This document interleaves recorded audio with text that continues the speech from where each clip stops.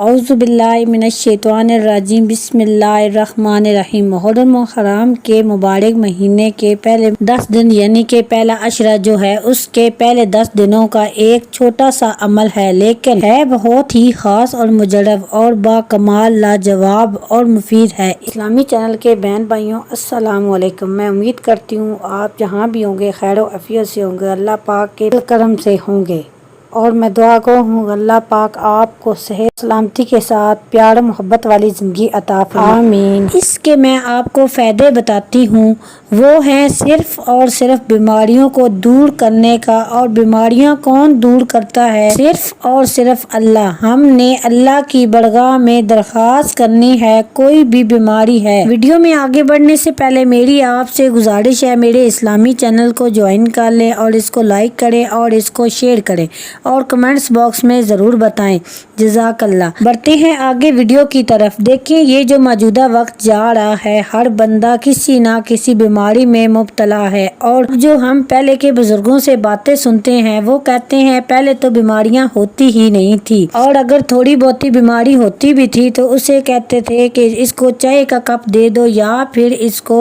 قہوے کا کپ دے دو، یہ ٹھیک ہو جائے گا۔ پہلے چائے اور قہوہ دوا کی طرح استعمال ہوتا تھا اور اب یہ خوراک بن گیا ہے۔ اب اگر کسی کے گھر جائیں تو کہتے ہیں کہ اس نے ہمیں چائے نہیں پوچھی، یہ دوا اب خوراک بن گئی ہے۔ اب تو بیماریوں پہ بہت زیادہ پیسے لگتے ہیں، بیماریاں تو اور دوا کے نام پہ جو ٹیسٹ ہوتے ہیں ہزاروں اور لاکھوں کے حساب سے پیسے لگتے ہیں۔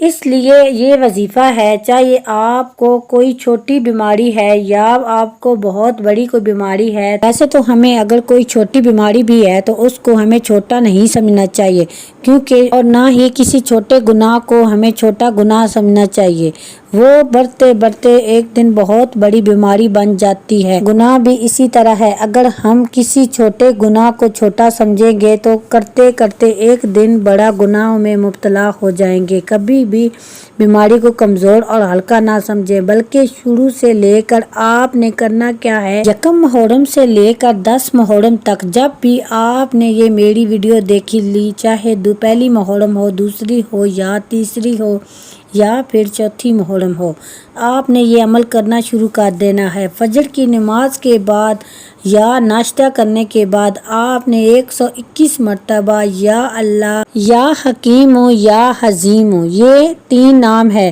اللہ کے پہلا نام ہے یا اللہ، یہ تو اللہ کا ذاتی نام ہے، یہ تو بہت ہی بڑا ہے، اور دوسرا ہے یا حکیم، بڑی حکمت والا، دانائی والا اور سمجھ والا، وہ تو ایک اللہ ہی ہے۔ دیکھیں مجومی کو بھی تو کہتے ہیں حکمت والا، لیکن وہ چند بیماریوں کی حکمت رکھنے والا ہے، اور ایک اللہ ایسا حکیم ہے جس کو سب کچھ پتا ہوتا ہے، اور ایسی کوئی چیز نہیں ہے جس کا اللہ تعالیٰ کو نہ پتا ہو، اور عظیم تو کہتے ہی بڑے کو ہیں، اور عظیم بڑا ہے اور حزیم تو اس سے بھی بڑا ہے، اس سے بڑا کوئی نہیں، اللہ سے بڑا کون ہے۔